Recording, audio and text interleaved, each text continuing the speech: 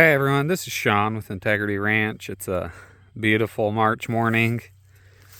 Sun's out, just warming everything up.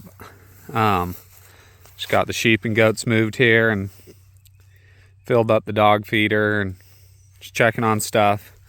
I want to talk to you guys today about where your sheep and goats should be when they start lambing and kidding. And so, show you guys, pan around here. There's about 50 acres on this side of the farm, and it's got some little openings in it. If you guys can see that little field in there, we've rolled out some hay. It's got some small filled civil pasture areas back in there, but that's not really where we want to be when we start having lambs and kids. I'd much rather be out in an area like this where I can see what's going on. Less chances of leaving babies behind when you move, even though we'll leave the gate open, you know, or a paddock open behind us when we're moving. We kind of drift into the new paddocks when we're lambing and kidding, but I just like being able to see what's going on. And so back in those trees, there's not as much feed. They're having to cover bigger areas, which means they're going to be leaving their babies for longer periods of times. And then when you're there, like, I don't do anything. I'm not out there, you know, hauling babies from mom to mom, wondering where, you know, who their mom is or anything like that. But I like to be able to come out here in the morning with my coffee and just kind of observe and check on the herd. And you can't do that when they're back in those in the brush and the trees. And so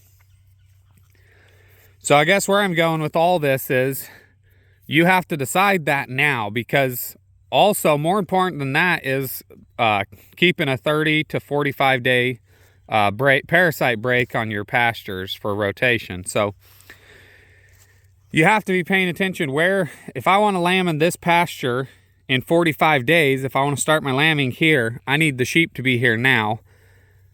Because if I bring the sheep here in 20 days, then now I won't have near long enough of a rest for the parasites. And spring is definitely the highest time for parasites. So you start letting your sheep and goats ingest a bunch of parasites in the spring, and it's going to be a long year.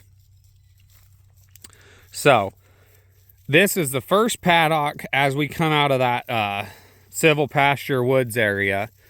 And so this is when in 45 days from now, roughly, when I come to this paddock, I plan on being in, just starting full swing of lambing and kidding. And then I'll be able to hit all these pastures around the bottom here as they're lambing and kidding. And so I'm getting on that now. I'm lining out, making sure that when I come back around to these pastures, I'm going to have enough of a parasite rest. I'm wondering what all the commotion was, which makes sense now. I had the mineral feeders been, the far paddock back here is where they just came from, and it's so rocky and rough to drag the mineral feeder up there, I just left it out. I didn't want to drag it through the rocks and brush. And so they've been without mineral for probably about a week and a half. And one of them realized it was here, and all of a sudden it was a pretty big hit for them. But yeah. So yeah, it's time to plan out where you want to be when you're dropping babies. If you got 100 acres of bottom ground or just a big pasture, you maybe won't have to worry about these things, but I've got a lot of woods and brush, and it's just no fun to be having babies in that. So I try to map out where I'm going to be, and then make sure, like I said, most importantly, make sure I'm going to have enough of a parasite rest. So that's the tip for today. Thanks for watching, everyone. We'll see you on the next one.